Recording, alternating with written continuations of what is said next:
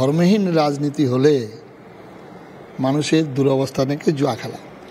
যারা বলছেন তারা এই ধর্মহীন রাজনীতির এই পরিণতি হয়েছে। রবীন্দ্রনাথ বহু আগেই বলেছিলেন তার কবিতাতে যে রাজনীতি নাম ধরি করি প্রচণ্ড অন্যায়, ধর্মেরও ভাসাতে চায় বলেরও বন্যায়। আজকে ধর্মবোধ যদি যাক থাকতো, ধর্ম হচ্ছে মানুষের হৃদয়ের পরিবর্তন করে দেয়। এই ধর্মবোধ থাকলে সাইবাড়ির ঘটনা ঘটতো না, এই ধর্মবোধ থাকলে বানতলার ঘটনা ঘটতো না, এই ধর্মবোধ থাকলে বিজন সেতুতে জীবন্ত মানুষকে পুড়িয়ে মারার ঘটনা ঘটতো না। বাংলা হান্টের আরো খবর দেখতে নজর রাখুন। বাংলা খবর মানেই বাংলা হান্ট।